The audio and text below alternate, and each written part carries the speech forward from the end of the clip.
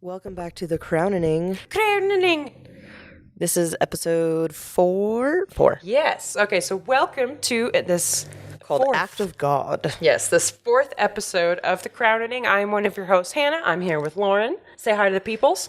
Hello, peoples. Do your royal wave, if you will. There are no video viewers. You but save your little wrist motions because you yes. gotta wave all day. So you just little rotations. I like to do a Hillary Clinton wave.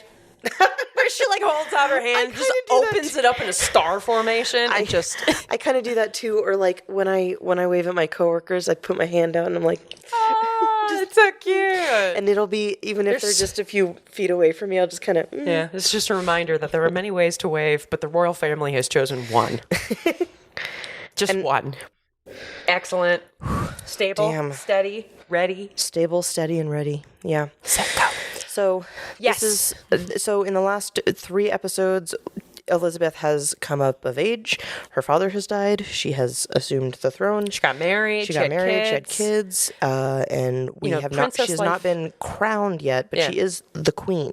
Yes, her father recently passed. She is officially the queen, but not a crowned, which means that I forget what that really means in terms of the royalty. It's almost like a waiting room, like a green room. You're getting ready to, I don't know. I think it's just that you're like a regal in training. Mm-hmm. I guess so. Oh, before we get started though, royal news. I have royal news You have now. royal news? Tell me. Hasn't King Charles been diagnosed with cancer? Mm-hmm. Yeah. Yes. So the news is that they went in for an enlarged prostate surgery thing, and then they realized that he has a cancerous mass, but they didn't say exactly what type of cancer. So my assumption is a prostate cancer, because you went in for an enlarged prostate a lot of times. And that is rough. It is prostate cancer is so hard to deal with. It's aggressive is what I hear. Ooh. And then the other royal news is that Kate Middleton has finally been seen. She has been released. Yeah, she was released from the hospital 2 weeks after the surgery, but she was she's alive. She's alive. We've confirmed. And she's in one piece. Yeah, so that's the other royal news. Now, the other part of the royal news as well, you can see how much I keep on top of it. I daily check. I had one piece of royal news and I thought I was doing really well. You did great. Guys, look, I have one thing I remembered. The fact that you retained it, I love you. It's excellent. But the last piece of royal news is that Harry went to go see his father. I'll bet the fuck he did. He did. But he went to go see his father. No interaction with his brother. I mean, the brothers are icy. They are icy with each other. Can you very briefly, so briefly, I'll try. The most Reader's Digest. I will do my absolute best. You know me. To spell out why they're icy. Try to be concise. I gotta high school organize essay and trim the when fat. you're just trying to reach the character limit In just this barely. essay, I will. Nope, not even that. Basically, it's. I think it started when, Meghan was getting all that racist hate, and the media was really hounding on her, and the family was just not helping. They're like, we all went through it, and so that alone. Harry was just but this is different. And that started the rift. Mm-hmm. But then when they stepped down from being working senior royals, right, the royal family, especially the senior working ones, Will and Kate, they're like, you are fucking abandoning your duty, which for them is everything, which you can see here in this depiction in The Crown. They do really a really great job of talking about abdication and what that means as far as renouncing your duties, but also how it affects everyone around you. Exactly. And so this is kind of like a mini version of that. Gotcha. And then so William's pissed at Harry because he abandoned his that was royal the family. start of all the tension. Okay. Now it's outright just we are avoiding each other because Harry and Meghan have spilled so much tea. Oh, I know. At this point, it's well, yeah. damn. And especially because just in the last year was that whole thing about his book being released in another country, and that country released the names of the royals that they believed were, and Kate and King Charles were the ones that were named in the book. So whether or not that's true, we don't know. Damn. But it can help. So that's kind of the concise version I can give you. But now we're going to go back in time. Yeah, now we're going to go back in time to the woman, the legend, the icon. Queen Elizabeth the II. Sometimes very problematic icon. And we'll see later. But we are in episode 4 of season 1 for anybody who is watching with us. Act of God. Act of God. So in this episode, we are going to be handling 2 big things. One is an act of God, and the other is faith. Queen Elizabeth and her faith. Oh, yes. All right. Ah, yes. Dun-dun. Oh, and then we will keep you guys up to date on how many Matt Smith butts we see. We might not see it, though. Mm-hmm. Oh. Naked Matt Smith butt is the only one that counts. It's Clothed naked Matt Smith butt does not count. It does not count, but boy, it's does much he appreciated, look good. And but Peter, it doesn't count. So we're opening up with Phillip walking out of a hangar, and he's looking all Top Gun hot. Like old school Top Gun hot, like World War I Top Gun hot. Pretty much. And he is taking his flying lessons with Peter Townsend, which in the last episode he had asked and kind of proposed. So it's Peter in the front, Phillip in the back, and somebody just started the engine by flipping the propellers. Yeah. And off we go. God, could you fly in one of these? That's the kind of plane that Looks like it's made of paper. that Bessie Coleman flew. That's right. Bringing it back to well-behaved very women. Similar to the same plane. And that would be around this time, wouldn't it? No, God, no. That was like 30, 40 years earlier, yeah. Because this is in the 50s. 50s, 60s. Late 50s, yeah. I think. Ooh. No, because she was Their little loop-de-loop. 52. It's 52 to 53. Okay, so 30 years after her death. Yeah. I guess I forgot Bessie Coleman was in the 20s. Yeah, this is definitely a more advanced they're motor doing than like she was dealing with. loop-de-loops. They're going crazy. I love that. I think it's so much fun. I had a boyfriend once who was getting his pilot's license, but he hadn't gotten it yet. And he decided, well, I'll take you flying today.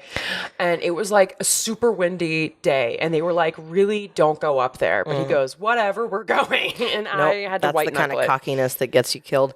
Yeah. If my mom knew. I dated a guy.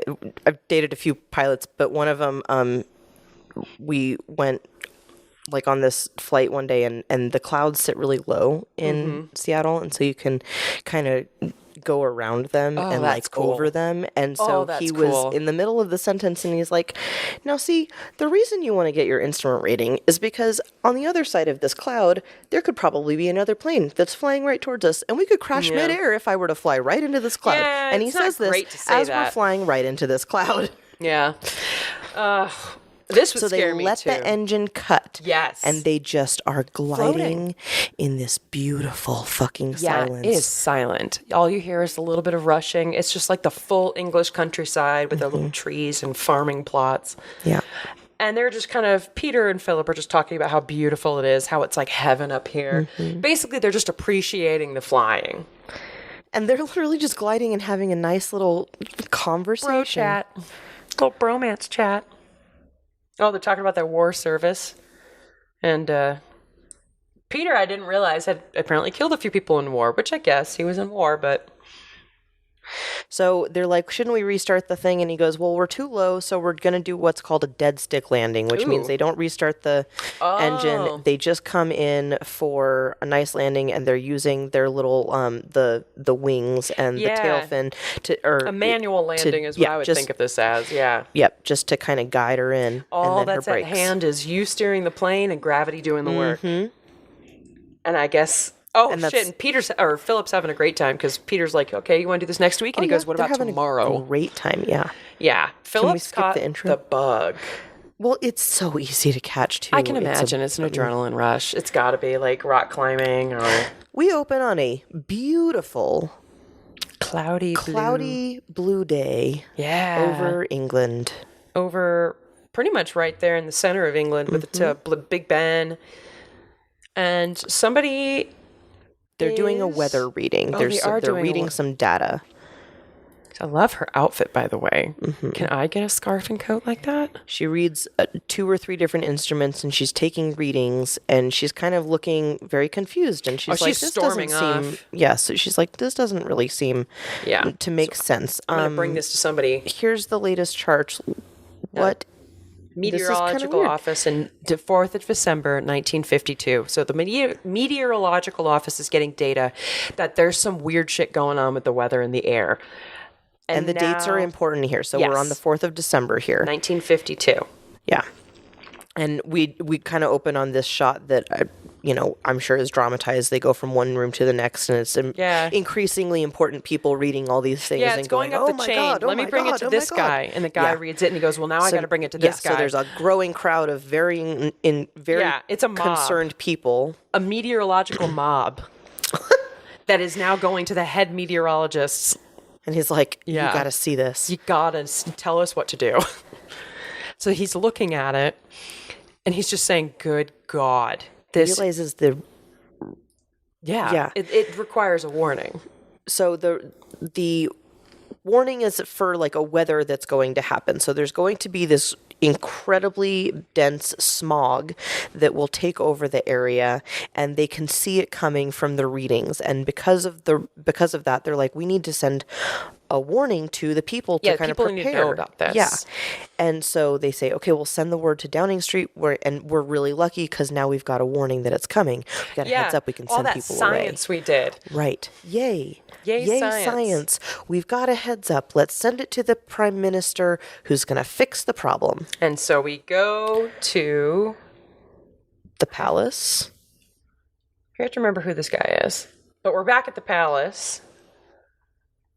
And let's see. Yeah, we're back at the palace. And who's crying?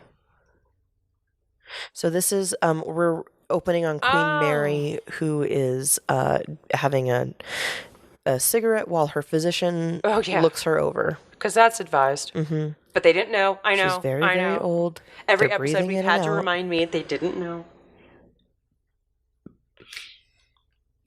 They're basically showing she's old and frail and is kind of breaking down herself. Yeah, and she doesn't want to bother anyone with her health woes while they're rehearsing for the coronation. But she says it's for her funeral. Oh, they're rehearsing for her funeral? That's what she said, Oh, God. I was taking it as the coronation. I forgot she said funeral. So now we're going through the meteorological office again, or is the... No, we're at the Prime Minister's office, and we're getting all of these things delivered into different inboxes, and then it gets passed and passed and passed, and we're just watching this letter as it flows through the office of the Prime Minister. I'm just a bill. I'm just a warning letter going through my daily going my way through the We're British gonna workshop government, it, guys. Yeah. But basically, now we're at a PM meeting with the Prime Minister's meeting with his cabinet. We never remember the name of it. Is it cabinet? Yeah, it's cabinet. Mm-hmm. And so basically, while this news is going around, the cabinet meeting's getting ready. Right. So we're just seeing all this stress. All these people are concerned. So we have Mr. Thurman, Mr. Collins. Who are they? I mean, they're acting like this news is... It's like real quick, I have to pause it so I can make sure I have the right context here. Mm-hmm. So if I am remembering this correctly, because it was last week when I rewatched this. Mm-hmm. So this guy that says he's not a scientist, he's coming in. So basically what's happening is you've got like this little pub or something, and these two guys are meeting up, sitting down. They're talking about this weather report.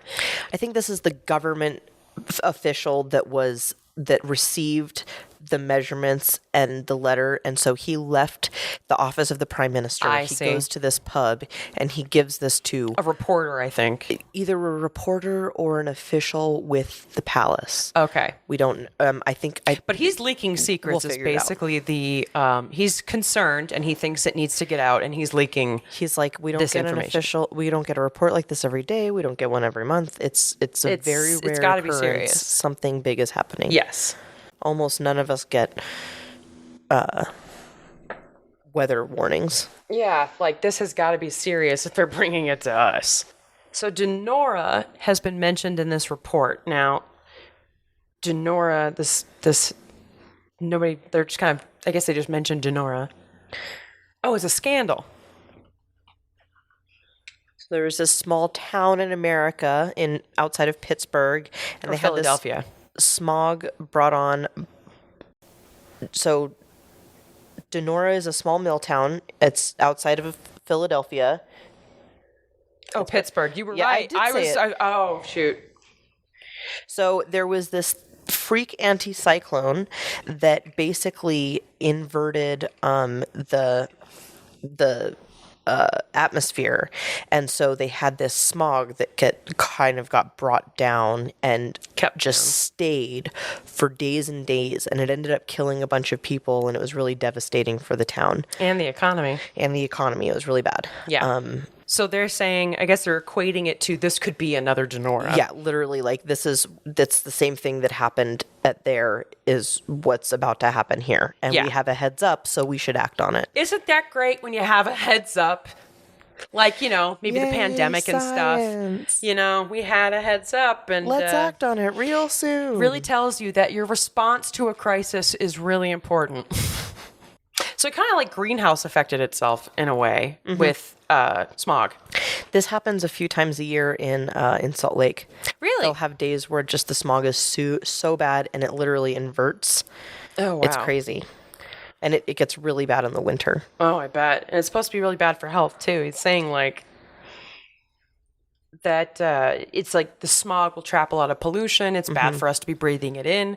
And so they're saying the recommendation would be to set up clean air zones where you can't have these coal and like pollutant releasing work in these certain zones. Right. They were to break it up. They were bringing up this legislation so that they could avoid what happened in Donora happening all over England. And so they were like, okay, we've got all these plans. Let's make sure that we can start cleaning the air.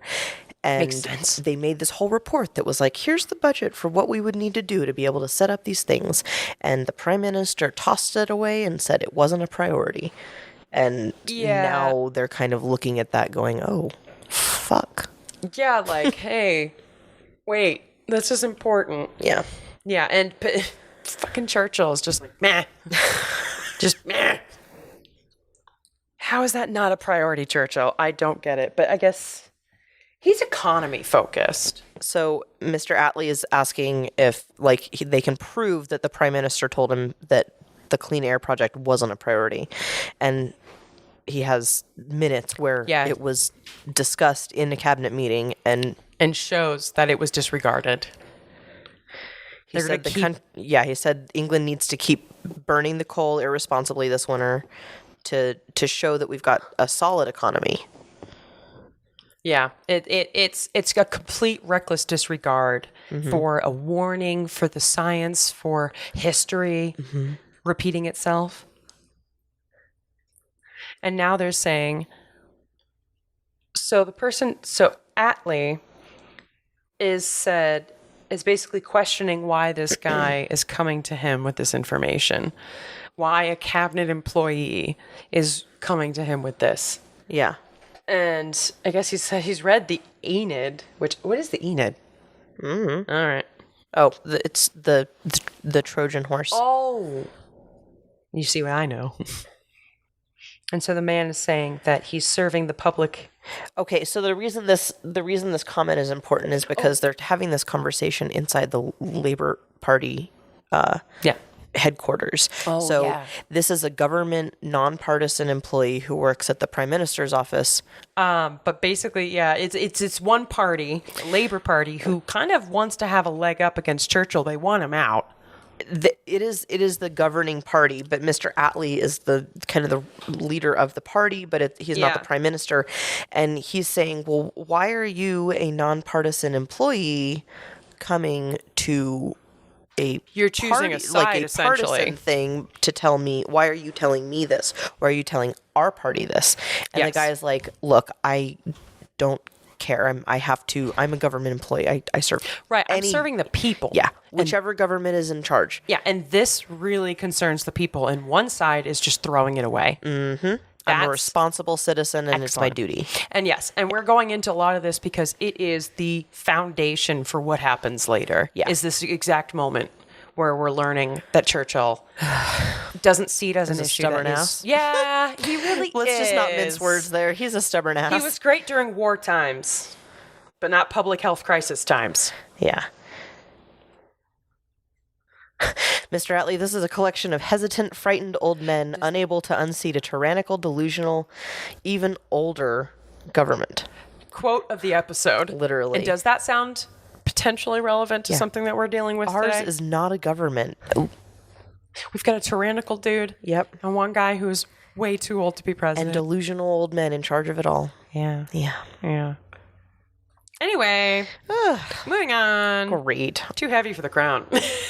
He's fluffing Mr. Atlee up just I know. quite a bit. Yeah. He's buttering him up, calling him like, basically the right man for the job. Mm-hmm.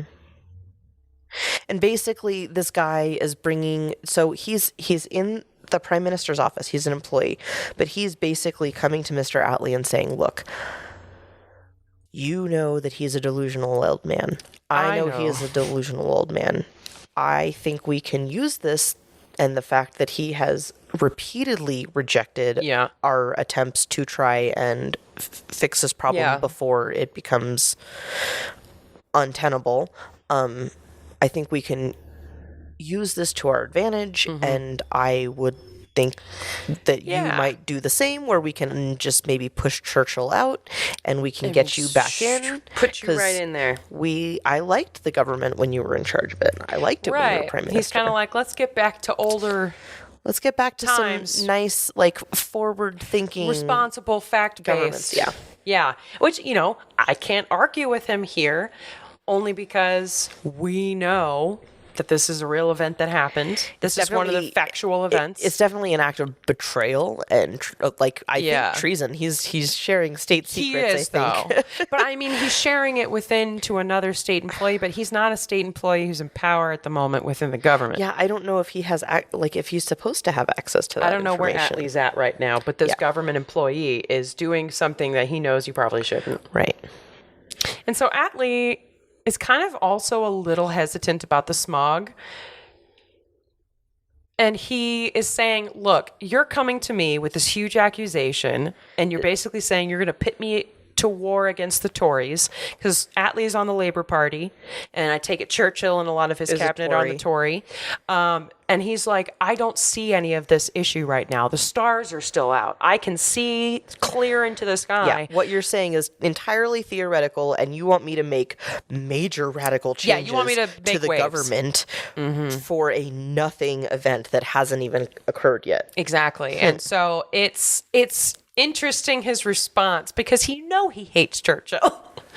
But I guess he's got a point. He doesn't know what's coming, but had this man mentioned Denora, maybe. Yeah. Do you think Atlee would have listened? Who knows? Maybe. But now we're moving into the sky, looking at the star. There's one star. We're getting that.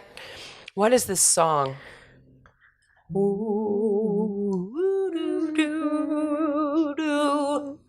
Yeah. I don't know what that is. I don't know. But it's beautiful. Haunting. It's foreboding. It's foreboding, for sure. haunting music. So we go up to the sky, and as we come back down on a town, we come down into a poor neighborhood, and we're about to go into a little window of a little apartment in a little building in lower class. This is number London. 10 Downing Street. Oh no, this is never mind. I thought we were. I really thought we were going to Victoria's. Oh yeah, you're right. We come back down, and we're on number 10 Downing Street. Yeah, and it's very creepy because he's right under a spotlight, and he's like got the suit and the hat. And he looks up and he's admiring the stars. Random side thought, kind of reminds me of the opening of Mr. Bean when he's under the spotlight in his suit and...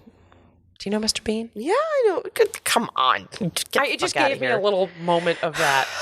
But a much less funny version.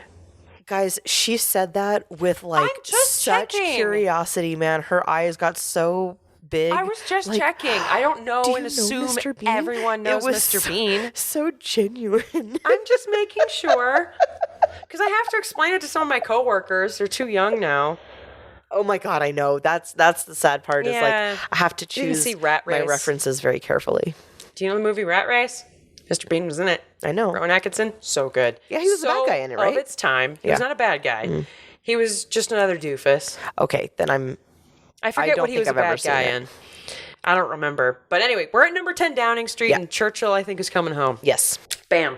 And then Venetia's walking out. Venetia, not Victoria. Sorry. Venetia Scott.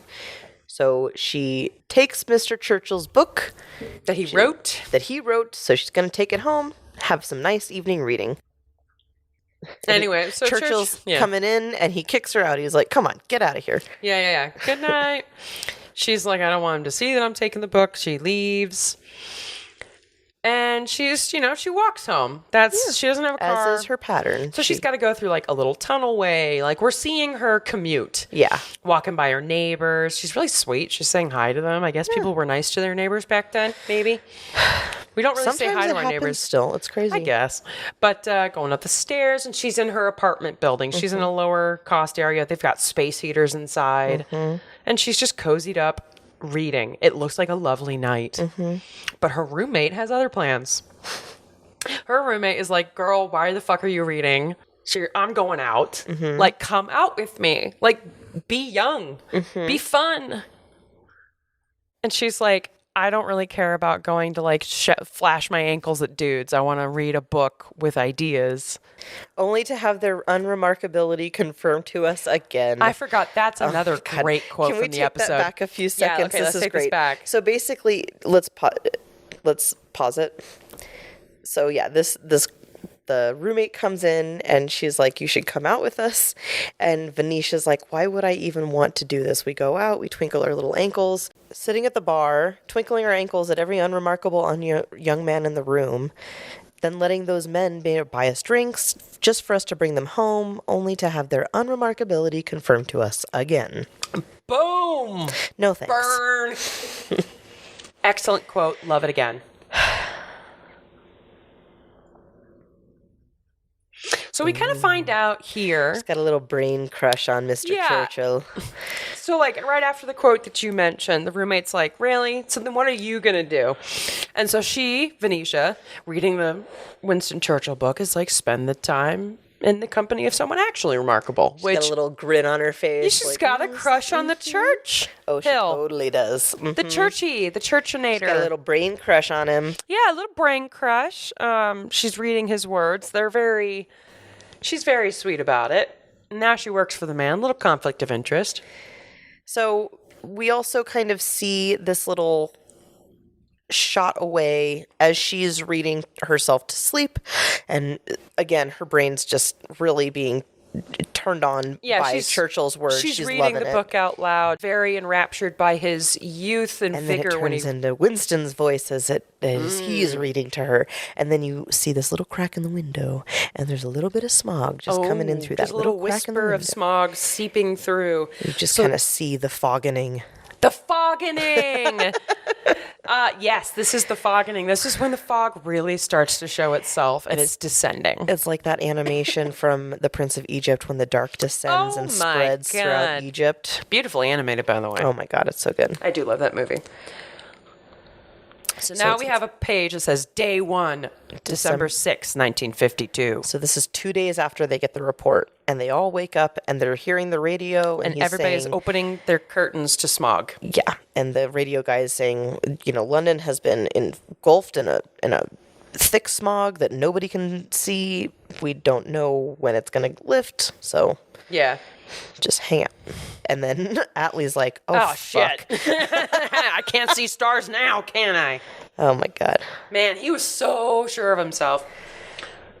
But the weather report continues to say, like, this is aggravating to breathe in. Like, nobody can see. There's accidents. Like, Since there's no wind, it's expected to last for a while. Exactly. Traffic's going to be bad. Everything's just going to be frustrating. Yeah, so they recommend the fuck up, guys. So now we finally see Lizzie. I'm going to start calling her Lizzie. And from here on, they actually do a really good job of kind of fogging up the inside of the palace, too. Oh, they do.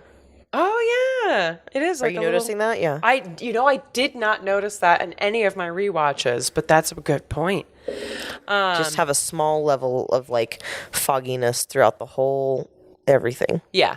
And so Liz is basically saying, like, hey, did you get the car ready? I'm ready to go. And he's like, the visibility is too poor. I can't take you. So she's like, let's walk. Yeah. She's like, I have an appointment, and I intend to keep that appointment. Duh. Ma'am works.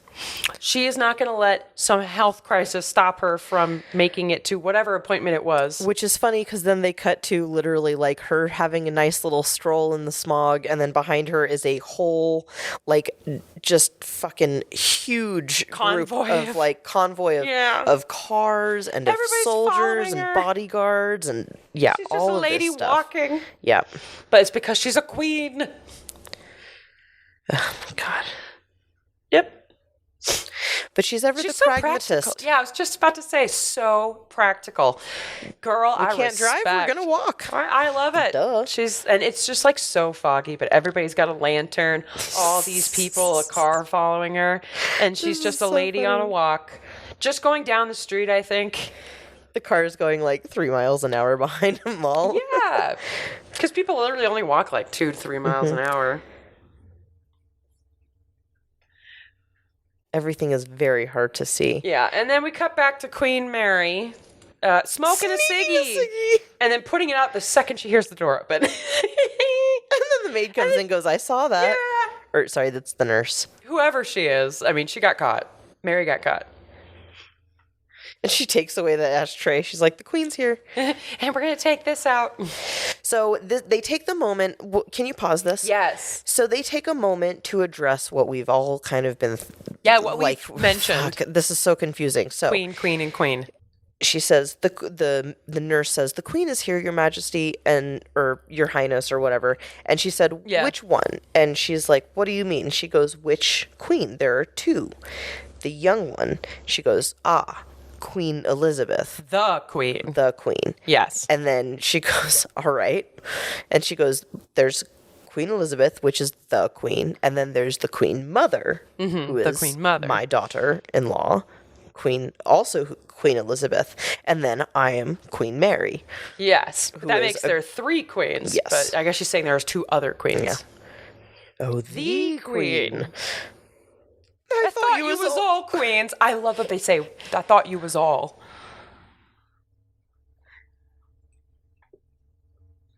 So Queen Mary was the queen as long as her husband was alive, but once he died, she was no longer the queen, she was just Queen Mary. Yeah. And then the same thing happened with Elizabeth, who is the daughter-in-law.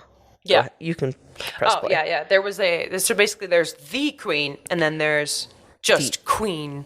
And then when her husband died, when my son died, she's not the queen anymore. She's now Queen Elizabeth, the Queen Mother. There's a lot of bureaucracy just in existing in this family. Yes. Nurses and nuns have the same problem. We all call each other sister, and you must all call each other queen. That's excellent. It's a very cute little moment. I know. They really do a great job writing these little moments between staff and as dry as this whole show is, because there's some moments of comedy. There are some little moments of levity and comedy. Or we will find one. I mean, it's always people outside the family that are being funny. It's just the sassiness of some things are so hilarious to me. The queen is outside now. Sister. I love this little exchange. So she goes, well, the queen is outside, and so Queen Mary goes, well, let her in, sister. Yeah. Very cute. There's nurses, I guess. They all have nurse or sister or nurses and nuns. Here we are.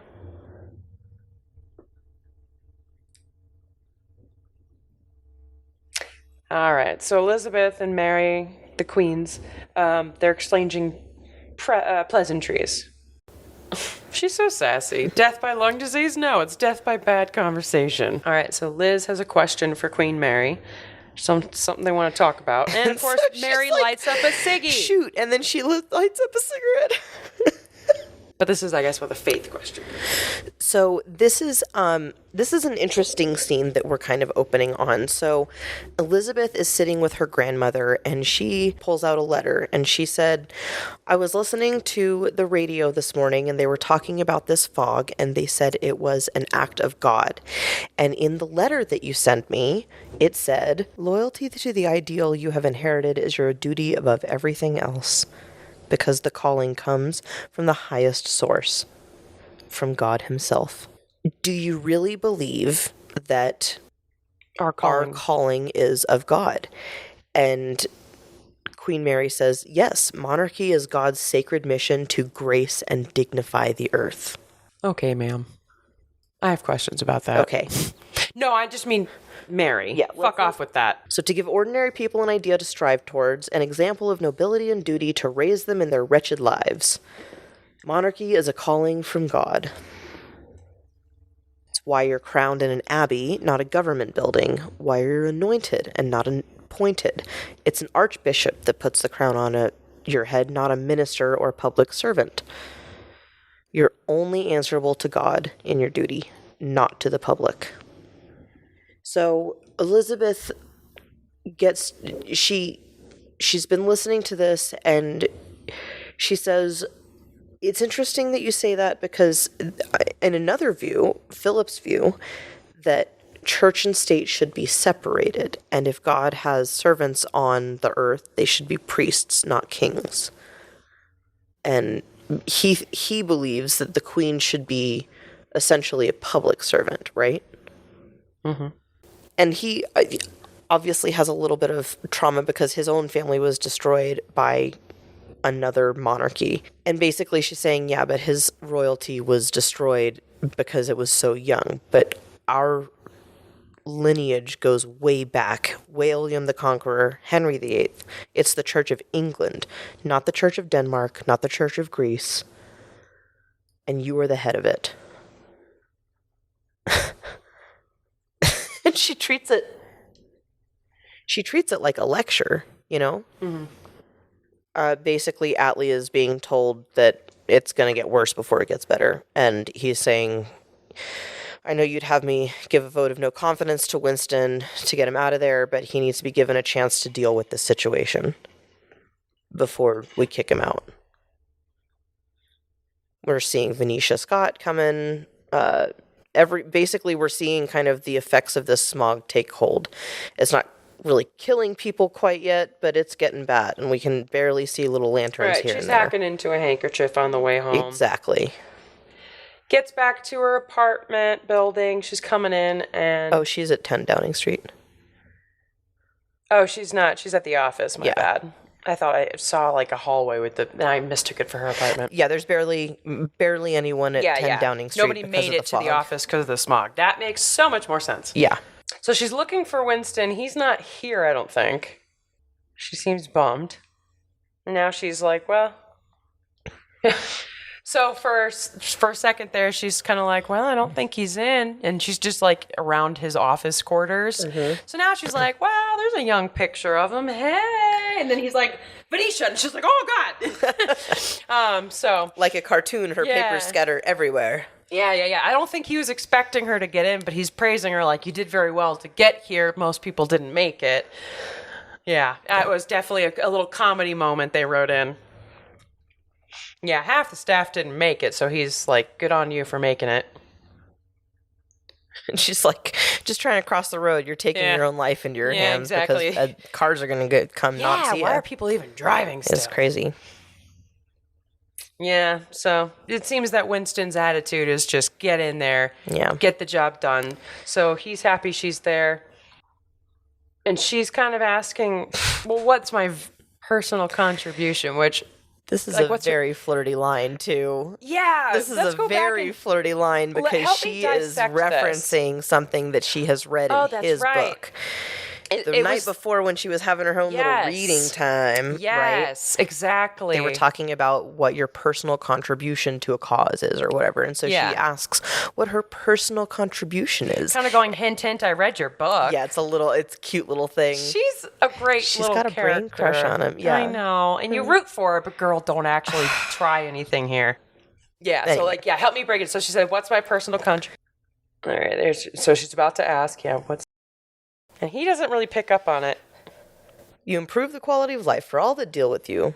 Which is so sweet, actually. Mm-hmm. That's really nice. If somebody said that about me, I would just be like, oh, thank you. It was a few years ago that I decided that, like, if I can go through life making someone's, like, if someone's existence is just a little bit more positive because of interacting with me, that's all I want. That's excellent. That I think that's the purpose of, being human on Earth.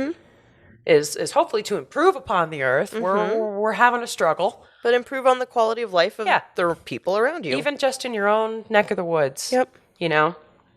Say hi to your neighbors. I should start doing that again. But anyway, so he dropped that really sweet line. Yes.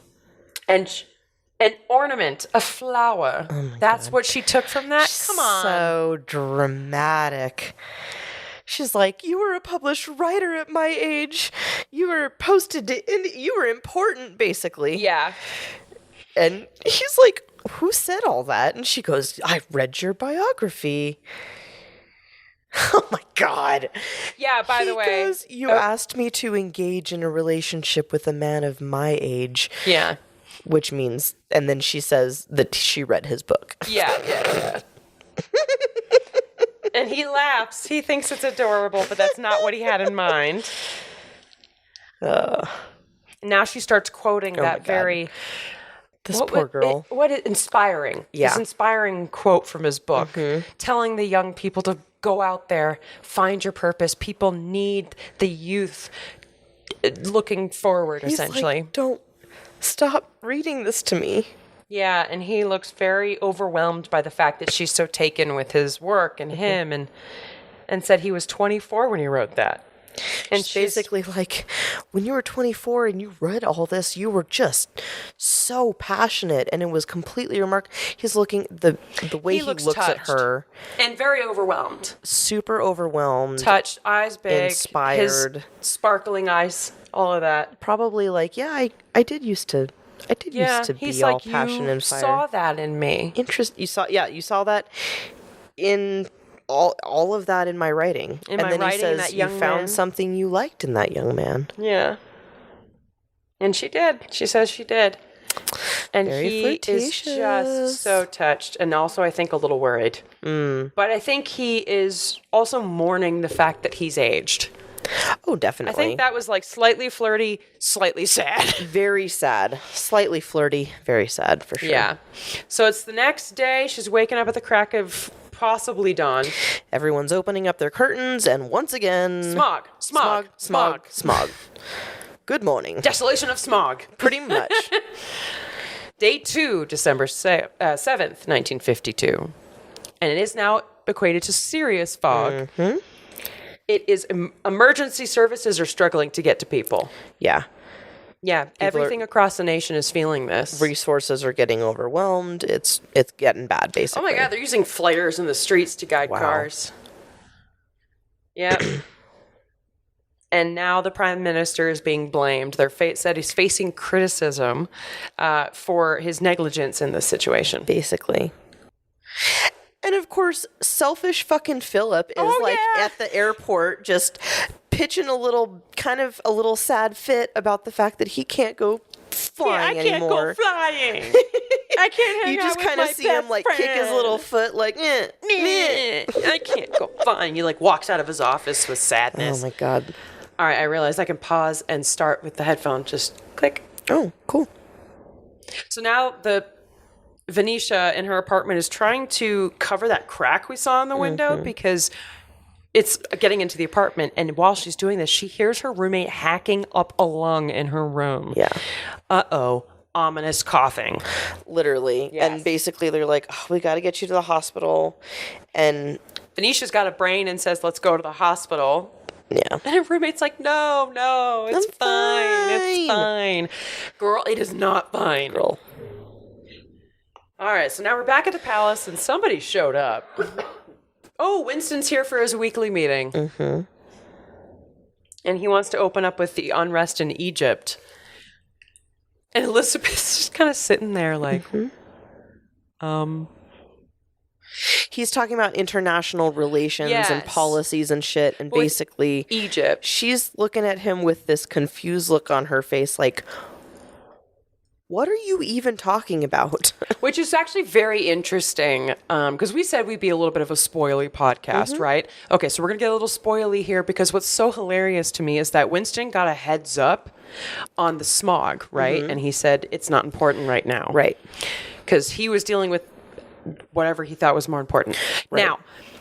Now, Elizabeth is like, we got to talk about the smog. That's the important thing to her. Yeah. He's bringing up the Suez Canal in Egypt, and he wants to defund the Suez Canal because of some unrest kicking up in Egypt. It doesn't matter what it is. Which is hilarious, though, because eventually it does matter. Does it really?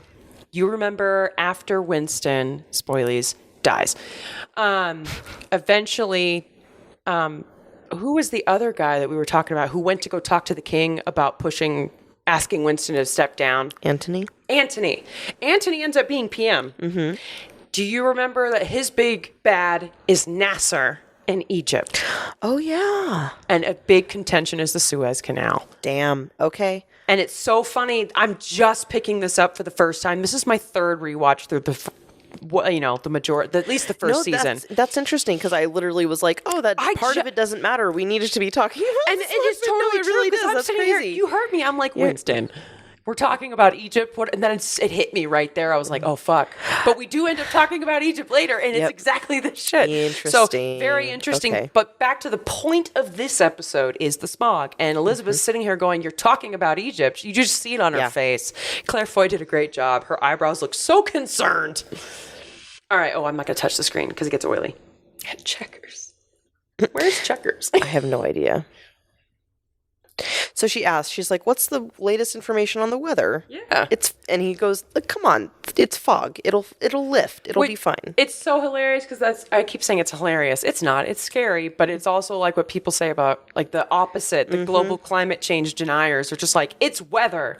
It's, It'll change. It's the earth always goes through these dips and peaks. Yeah. Blah, blah, blah. So he's kind of trying to downplay it because he knows it makes him look bad. Yeah.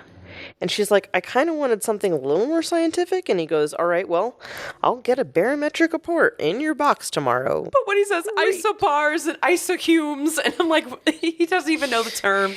Well, it doesn't matter. He's basically saying, I'm going to fill it with nonsense because that's what it is for anyone who doesn't understand it.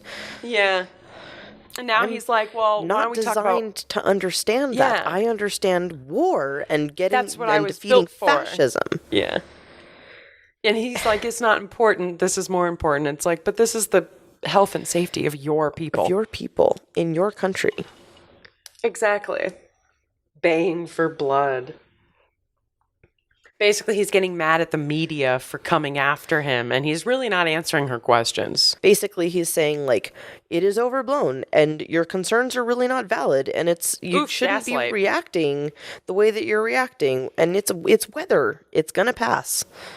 And she's like, well, I hope so. Because Philip's being absolutely and really annoying. Which, okay. He doesn't like being caged in. He wants to go flying. Any people out there with a partner that is like that, it is absolutely, okay, Oh my God. All right. I had a boyfriend during the pandemic, and he was that type where he just turned into the most sour, selfish person during that time. That. If he doesn't get his... When he couldn't go outside and see his people.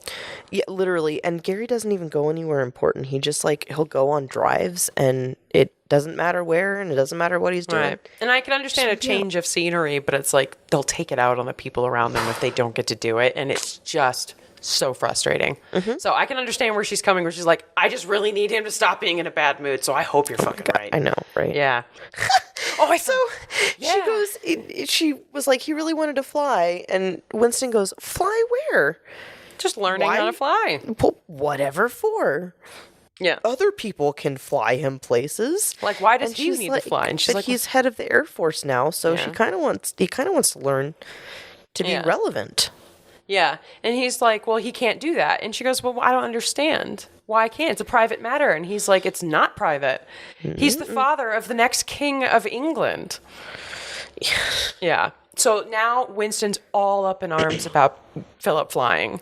And it totally overshadows anything else he was worried about. Yeah. Forget Egypt. Philip's flying. Which is also insane. Yeah, so now she's like, well, I'm queen. I say he can do it. And she's like, Winston comes back and says, no, that goes down to cabinet. And they are not going to allow this. And so Winston hastily and kind of rudely ends the meeting and rushes off as best as his old ass can.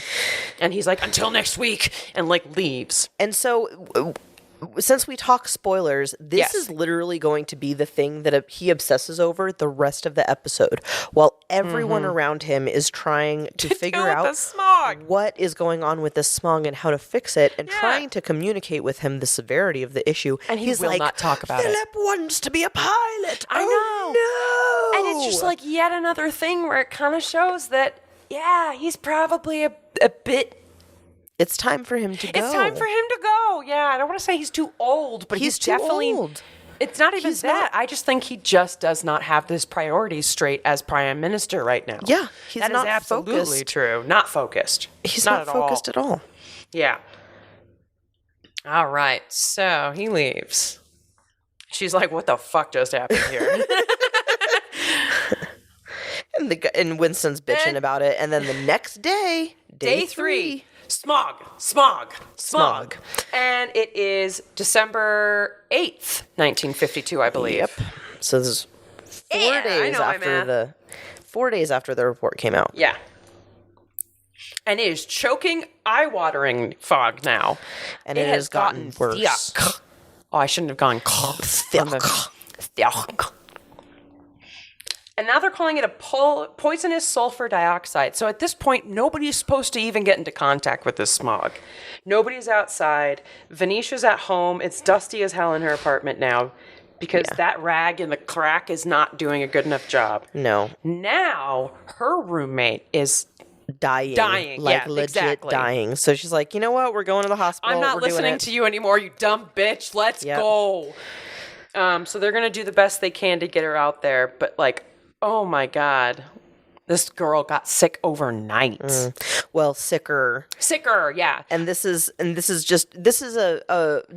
episode, or at least this storyline, is very much like an amalgam of the typical like England experience London experience at that point, because there were thousands, like this was really, we'll get to the stats later, like at the end of the episode, I'll talk about it. But man, there were tons of people that got hurt or died or killed from this. The hospitals were overwhelming. Yeah. And so, health problems for the rest of their lives for the people who did survive it. Yes. Yeah. Absolutely. And you're right. Venetia's not a real person and she's not based on, a specific person. She is, like you said, kind of here to tell us a very real story. She's the every that happened, a real event that happened in many people's lives. Yeah. And it is just, she's now dragged her roommate out with cloths over their faces.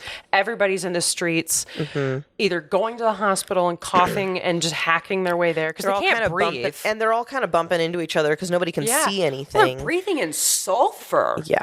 Oh my God. Everyone's got anything they can over their mouths, and then we open on a cabinet meeting where Winston walks in. A smoky cabinet meeting for two reasons. One, and Winston the smog. Walks in with a fucking cigar. Yeah. Exactly.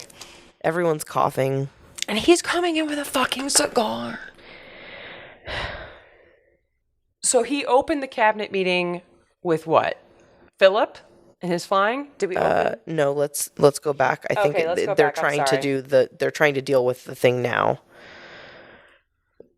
They're saying the opposition wants blood. Okay. Control of the story is getting away from us. Oh. So basically, the Tories are in charge, but the Labour Party's raising hell about this fog. And Winston's like, come on, how will we do that? They want an inquiry into the smog, and Winston's like, but that costs more money. No. Yeah. And the guy in the cabinet guy's like, hey, they see us as the bad guys at this point. And Winston's like, it's fog. It's fucking fog. Come on. Yeah, so Atlea's point is, they see us as the bad guys. We need to point them and get a real inquiry into who's actually responsible. And that's when Winston's like, but it's fog. Yeah. It's weather. How can you blame an act of God? Fog is fog. Yeah, it comes and it goes away is what he says. And it doesn't just go away, as he says in the show. And it goes away. It's like a ghost. And they're trying to remind him, this is more serious than just regular fog. this is poisonous fog.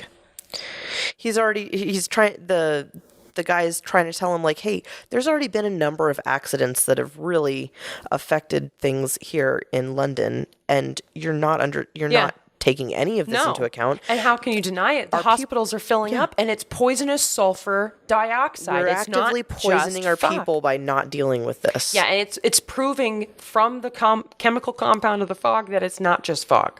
This is not normal fog. Yeah. And he just slams on the table and gets everyone to shut the fuck up. Mm-hmm. And it's really tense. And he's breathing heavily because he's pissed. He goes, go ahead. Sometimes we have sunshine. Too much sunshine, and they call it a drought. Then we have rain. Too much rain, and they call it a deluge. A deluge. I would call it a flood. He said it's an Bobberty, by the way, is Atlee's name. An act of God, Bobberty. No, that's not Atlee. That's Bobberty. Oh, that's Bobberty. Two different things. Two different people. So now Winston ends all that rant with saying it's an act of God. We have more pressing matters to deal with. Now let's see what he says right after this. He goes, what is more important than this right here? And the guy says, the Duke of Edinburgh. And everybody just is like, that's the end of the scene. Yeah. And we don't get to see everyone's response. We don't get to see the follow-up to that. I can imagine what it is. But the scene moves on. Oh, my God. Now we are at, let's see, which cottage are we at? We're at one of the palace cottage-looking places. It's one of the big houses for the royal people. And the air is clear over here. Yeah, it looks like they got away from the city. Oh, God. No, these aren't the royal family. Okay. Oh, it's Philip's uncle. Lord Mountbatten. Mm-hmm. So they must be up in Scotland, I guess? Probably. I can't remember where he was based. But basically the whole point is he's got a fun little party away from the smog. Yeah, they're just kind of with hanging rich out. people. Yeah. Playing charades. As always, the rich are able to, quarantine themselves quite nicely. Yep. Mm-hmm. Isn't that nice for them? Super. But anyway, Lord Mountbatten gets a phone call. And I guess it's Bobberty. Mm-hmm. And I guess he's going to let him know what's going on. So Bobberty is basically committing treason for what he's about to do. So he calls Mountbatten, and he is basically like, "Are you alone? Can anyone hear you? Because I got some tea." Yeah. Boy, do you want to hear what I have to say. Yeah, and Mountbatten's like, no, nobody's around. And this particular scene, because they're leaving us on all these little cliffhangers. Oh, yeah, because it's all going to come together at the end. It's all going to come together. So they leave this scene off on Bobberty saying, good. Yep. In a very sinister voice, by the way. And now we're in a very overcrowded hospital. And it's chaos. Venetia is the first sentence that in this scene. Yes. It's chaos. There's people all over. Every ward is full, every corridor, all the doctors are sick. Everyone that's still good can't get in. Think early, second wave pandemic before the vaccine. Yeah. It's kind of that level of emergency. So Venetia's asking because in the episode she's working for Winston's office, right? Right. And so she comes in and he's like, "Hey, we are severely understaffed. Everyone is either sick themselves or if they're sick they can't get in." And she's like, "Hey, what do you need? What's needed?" And he goes, "We need money. We need trained staff. We need things yesterday." Exactly. We need top-notch everything yesterday. Yeah. Yeah. And she's like, "Okay, I know a guy." Yeah, I know a guy. So she I can't do accents. That was a New Jersey if I've ever heard one. Really? I know a guy. I tried my best, but I feel like it did not sound authentic. Anyway, she's got connections. Yeah, so she's going to go deal with those connections. So the roommate's at least getting some oxygen and just kind of letting her breathe for a minute. Oh, God. And so Venetia's like, well, maybe I could put a word in. And the doctor immediately scoffs and was like, what the fuck could you do, basically? And he's like, right, you're just going to walk in down the street and just tell the prime minister what to do, right? You're funny. He calls her a delusional girl. And it's just like, that's how little they thought of women right off the bat. So she's like, I'm going to go do it myself. I'm not going to get mad at him because look at what the fuck he has to deal with. Yeah. But yeah. So she's back out, Venetia. Venetia back out in the streets, and she's angry. She's going to try, I think, to go to the office at 10 Downing. Yeah, she's on her way to 10 Downing Street. I forgot and then about this. Out of nowhere, a double-decker bus comes and slams the fuck into her like she's Regina George. I always forget when this happens. It is always out of nowhere. It is, and that's she's in an alley one moment, like a very dimly lit alley, and we see like a couple lights behind her, right? And then all of a sudden, a light and boom. It's very quick, and of course the cinematography and the direction of this all was done to get that reaction you heard. That was just like, yeah. It's I cried, and I will probably still cry. It's a good one. Yeah, it's not good. No, it's sad, but like it's a heart wrenching. Yeah. It's an episode you won't forget, except for when you're rewatching it. Oh man! Well, it's like the Dark Knight, where like that the Joker, the Batman is going to hit that window, but you never are prepared for it when it does. All right, so we move to Cabinet. He's there.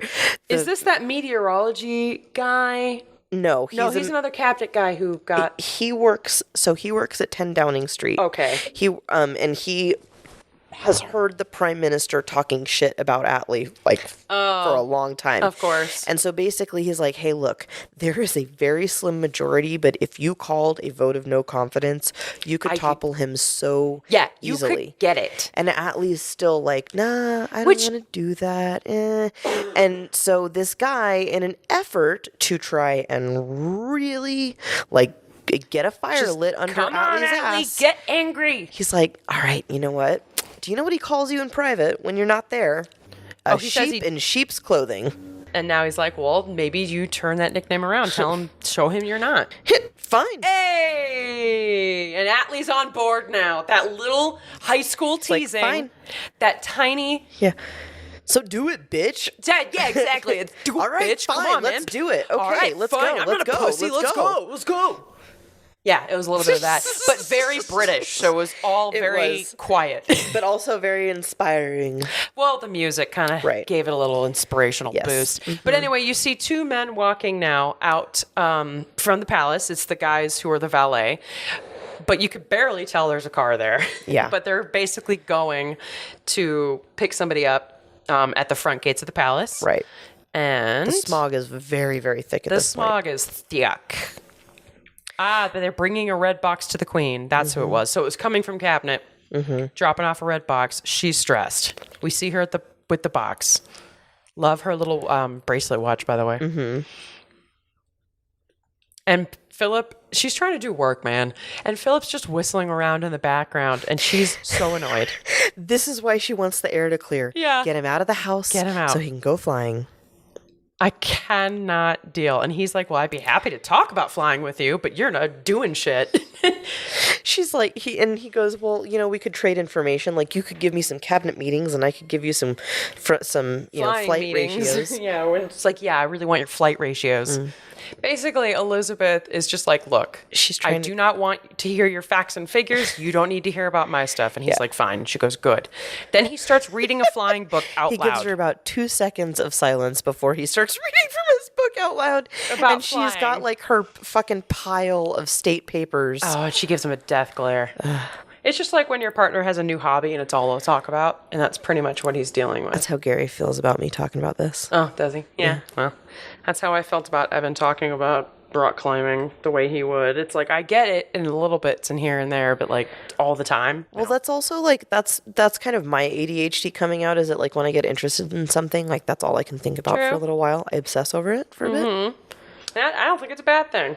Just, Anyway, so Lord Mountbatten, while we're dealing with all this, he comes in to visit, probably because of the news he got. And so he's about to spill the tea to the Queen and to the Prince about what's happening in the cabinet. Because remember, he got that phone call. He did. Yes. That's right. So he's going to let them know troubles were brewing.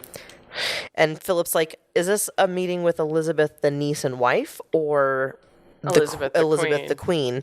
And he goes, Elizabeth the Queen. And he's like, latter, unfortunately. all right, I'm out. Yep. All right, so Lord Mountbatten is saying that he got a telephone call from Bobbity and Cabinet, and that they're kind of saying that they believe the Prime Minister, Churchill, is not really fit for the job. Mm-hmm. Like, he's not doing things, he's ignoring huge problems. And she kind of lets him know what's going. Like, the hospitals are overflowing, people are dying left and right. And this is a government in your name. Like, and this is how he's running it?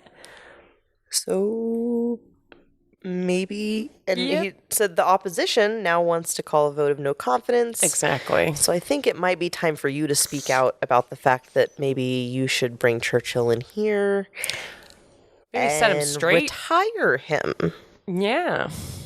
You know, insist that he retire. Yes. And she's like, oh my God. Churchill? I can't do that. Mm-mm. Would it violate the Constitution? And Mountbatten's like, as queen, you can do that. So basically, Mountbatten is saying that if you can consult, you can advise, but in the case of an incapacitated prime minister, you can also appoint a new one. Kick it out, essentially. I would think a lot of people would argue that he's pretty incapacitated right now. She's shaking her head. This is a big deal. Yeah. And she says she will not. She can't. And he's really fighting. And so Mountbatten's trying to kind of make his point by saying, don't forget it was Churchill that that took away the family name of Mountbatten. Yeah. And then he also stripped you of your right to live at, what was it, Clarence House? Yeah, Clarence House. Made you live at Buckingham Palace. But she also said, but everybody else said the same thing as well. It wasn't just him. And then he's saying, and now, with this crisis that's happening, hospital corridors are overflowing with dead people, and you still want to defend his positions where this is health crisis serious. He doesn't understand the severity of the situation. He wants to focus on Phillip and his pilot's license. Yeah, he's focusing on Phillip and the pilot. Yep. He's just arguing about He just wants to stop Phillip from flying. That's it. Yep. He said, and she had no idea. She's like, wait, what? He said, at a crisis cabinet meeting to talk only about the smog, he came over and basically brushed it off and said, fuck all that. We just want to talk. I just need you guys to help me stop Phillip from flying. Yeah. So we move to the next scene where Winston Churchill at 10 Downing Street is getting news that Venetia Scott has died. That she is now at a hospital after that being hit by a car. So he's saying, well, what about her parents? Well, she doesn't have them here. So he walks off. Yeah. And now we move to the palace. And Tommy Lassell was called upon by Queen Elizabeth. And she's called him in for advice about Winston and what to do. Yeah. She's catching Tommy Lassel's up on what she's been asked to do and with Winston. And she said, so my question to you is, what are my responsibilities? And what should I do? Yeah. You know this better than anyone. You've been over 4 reigning monarchs. Yeah. She has respect for him and his experience. And so Tommy's kind of telling her a story about what we saw in some of the earlier episodes.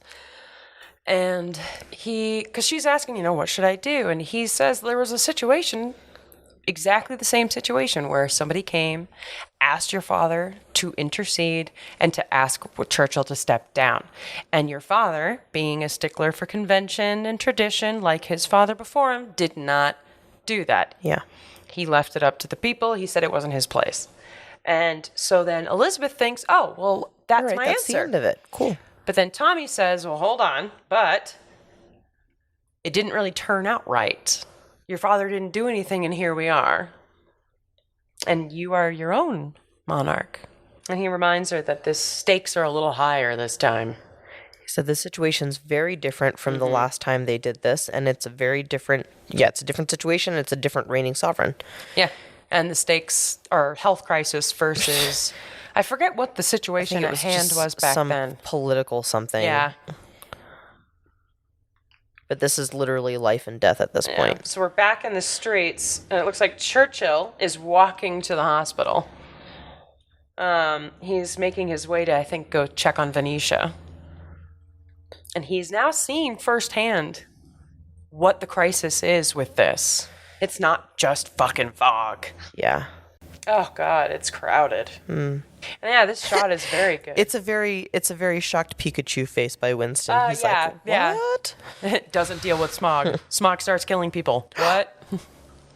And now he's pulled back because Venetia has died. He's pulled back the he confirms it. Yeah, he confirms. And he is just heartbroken. Instead of just like right now, they say at your earliest convenience. It's so nice. I'd be like, no, right the fuck now. He's very heartbroken by the loss of this young lady who had kind of believed so wholeheartedly in his ideals and his fire. There was some little spark that got reignited. A connection. Yeah. Yeah, they had a connection, and he is... So at this point, with the realization that Winston has, the revelation that Winston has is that it finally clicks. It finally all clicks into place. So what's the most Winston Churchill way? Now that someone who mattered to him was affected. Yeah. Which is just like, fuck off. Yeah. But at least now he's going to do something. So now he's going to use basically his location there at the hospital to try to do whatever he can to make a difference and to finally step up as prime minister. So he's asking about the papers. Do they know he's here? No. So now he says, go get them. Yeah. Yeah. It's a sweet moment, but I wonder how his wife Clem would feel. Clemmy. I don't think this even really had to do with... It wasn't romantic. Something like that. I think it was like almost like a ideological child, friendship. almost. Yeah. There was a kind of a little soul connection there, but also like he kind of saw her as, a nice little bit of hope. Probably the hope for the future. You're right. Yeah. So the journalists and she improved the quality of life of all around her. And that now was she still wasn't such a nice comment. All right, so now all the journalists are showing up to the hospital. Meanwhile, Churchill's hastily writing his speech. What's he going to say? How's he going to word this? So it all comes together. They're all running in. And now he's looking to save face. Yeah, he's got to save face, man. He's got to somehow turn himself into the hero. So it's just like he's writing on a prescription pad, I think. And everybody's just clawing at the door waiting for him. Oh, but bitch, it's time. Oh, no, it's not time. He's got his finger up. Never mind. I wonder if this speech is word for word. I should go look this up. Some of them are. I looked up the obituary when he read for the king. Oh, yeah? And it was word for word. He summarized, but it was all taken from his speech, yeah. All right. So his speech kind of includes, he says, he saw along the suffering, I saw heroism, and the heroism will always be hope. There will always be hope with heroism. He says, only God can lift the fog, but I, as prime minister, am in position to ease the suffering. So basically, he's putting into immediate effect some emergency money for hospitals, staff, equipment, like everything that people basically were like, we got to prep for, but... And now he wants to do the inquiry. He wants to do the expensive inquiry into the effects of pollution. Oh, look how it's all turned around. So but at least he learned. Happens again. At least he learned. I'll give him that. But the turntables, man. Oh, how the turntables have turned and tabled. So now he's kind of come out of this as like a big public boost. Philip's reading this as though as it was like a inspiring speech from a true leader in a crisis. And it's just the man was saving face. Elizabeth's like, you bitch. Like, get the fuck out of my house. Yeah, that was my idea. And so everybody's kind of like, he's back to his wartime years, his strength. So basically all of this questioning about whether he's good for office is gone. Mm-hmm. Nobody's asking anymore. And Atlee's not happy about it. I guess his name is Clem, too.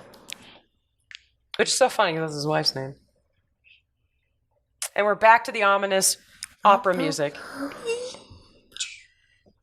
Mm-hmm. And once again, he's going in to see the queen.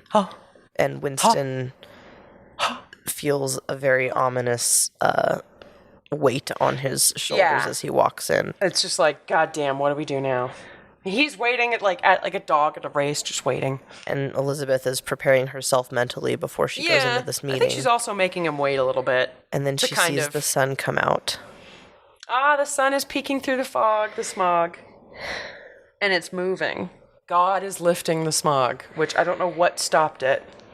But now he looks very confident. Well, the wind came through. Oh, it did. So, and this shifts with the shift in weather came the shift in everything. And they spell it out later. But it's basically like the thing that she was very concerned about and that she was going to end his career over has now, at least for the moment, cleared. Yeah. And is gone. So it's not visually there anymore. Yeah. It's almost like she doesn't know if she can really get on him. Like, well, it's gone. Yes. And he comes in and he's like, so you asked to see me? And she said, I did. And then she holds off for a second. She's about to drop the bomb. Yep. It's very important that we talk. And she says, she brings it up, your position. And he's a little confused. People are talking about me. She's like, yeah, whether or not you're fit. He looks a little nervous. Uh-huh. He's like, don't stop talking. Now he's talking to his wife later. So now it cuts to he's telling Clementine this story, and he says, and then she asked me which person I wanted to sit next to at a state dinner. Yeah, instead of saying, like, technically your position as prime minister at a dinner. Literally, like, she had to save face, the too. way that she sets it up is like, I'm here to talk to you about your position as prime minister, and we are all thinking, because of this entire episode, he's that gonna get he's going to get his ass canned. She's going to kick him out. Yeah. But then we find out after he's laughing and discussing it with Clementine, his wife. It's literally, and it's because the sun came out and she didn't have really a reason to do it. I think so. Yeah. Or maybe she really thought, maybe he was right. Maybe only God lifted it now. Well, he says so in the next few seconds. Yeah. Oh, he does. Okay. Yeah.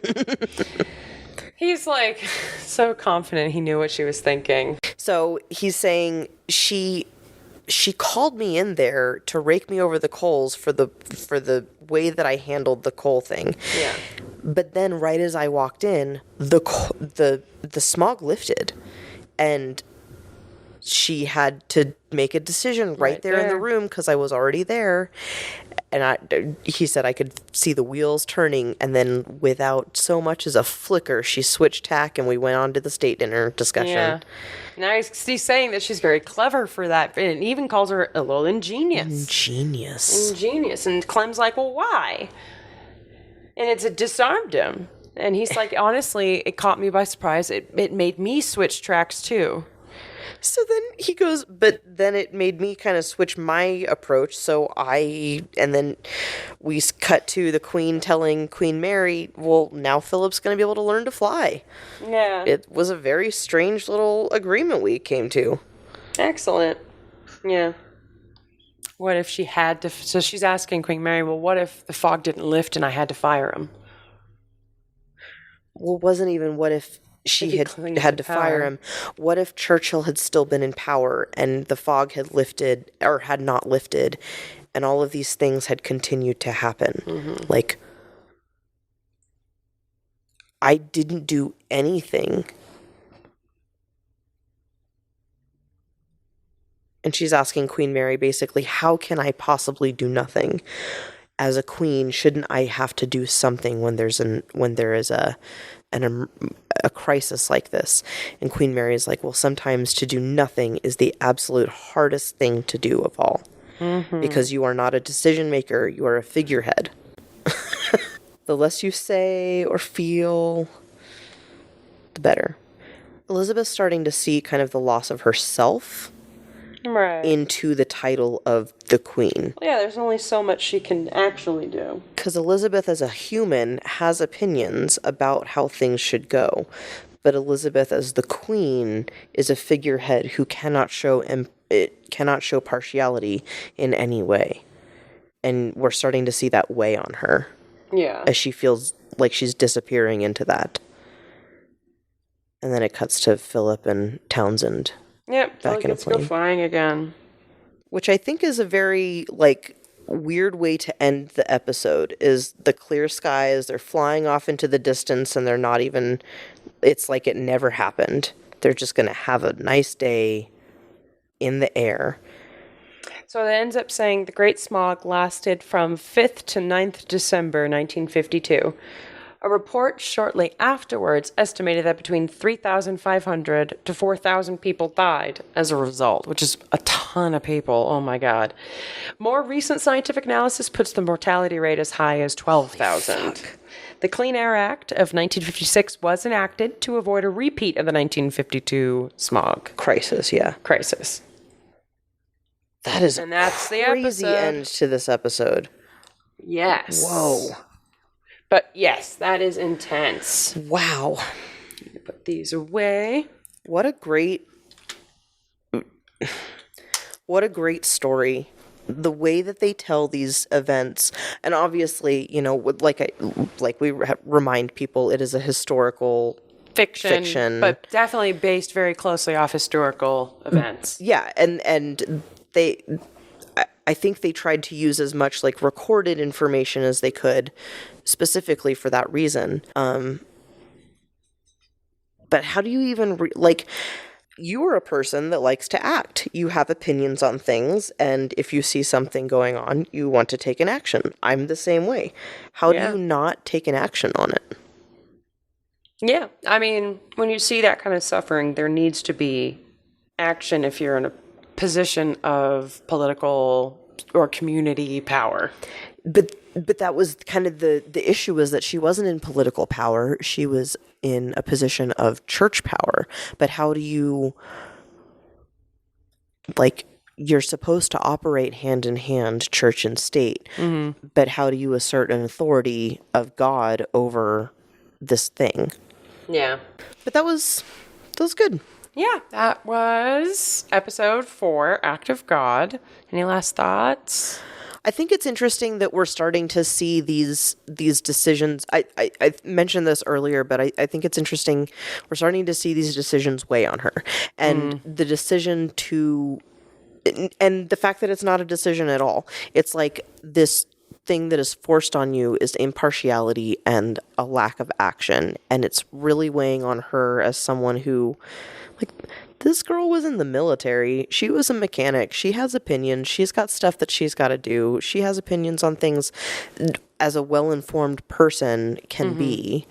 But as a queen, you can't, how to intercede when you know that this person is unfit for office and everyone else knows this person is unfit for office. But the only person that can fire this person is you, and you can't make decisions. You're not allowed to have opinions. Well, yeah, she can't have an outward opinion. She's allowed to have an inward opinion.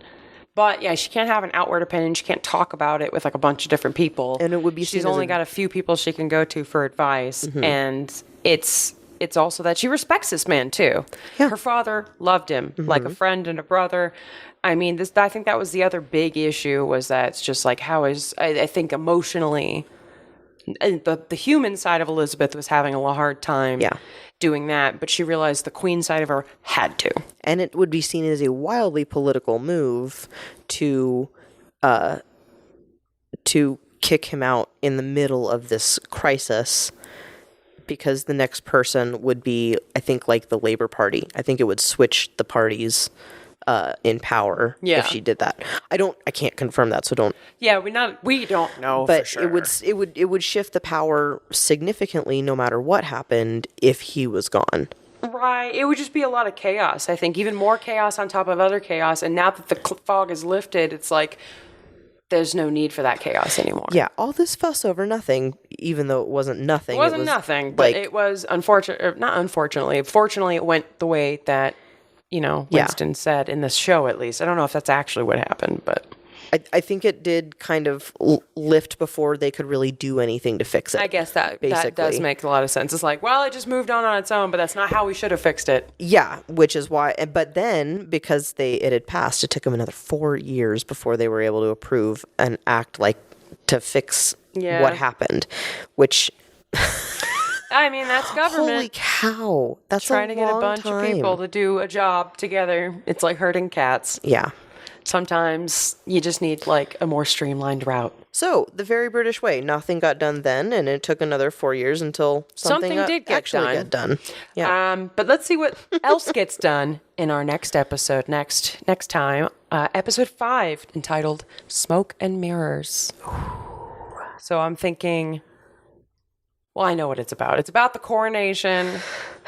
We're moving into coronation. I'm so excited about the coronation. I know, the fancy beauty of it all. Very, very excited. I'm going to be even more stoked when we get to the Diana years. We also saw 0 naked Matt Smith butts today. Yeah, no, he was fully clothed and more of an annoying husband. Which is fine. I'll still take it. I'll just, put a headphone in and just go, read away. Enjoy. Take your pants off. Just saunter away. No, he can keep his pants on. I don't have to have him naked to appreciate him. I just like to point it out when we see a little booty. Oh, yeah? Okay. Respectfully. But anyway. Respectfully. Regardless, I don't know how to end this episode now that you've brought that. It's been a crowning. We're crowning. We're crowning. Oh my God. No. That should not be it. We'll figure out a tagline later. But thank you for listening to another episode of The Crownening, and we will see you or talk to you next time. Bye-bye. Bye. Bye. Ta-ta. Ta-ta. Cheerio. Cheerio. Pip, pip. God, we must be so annoying.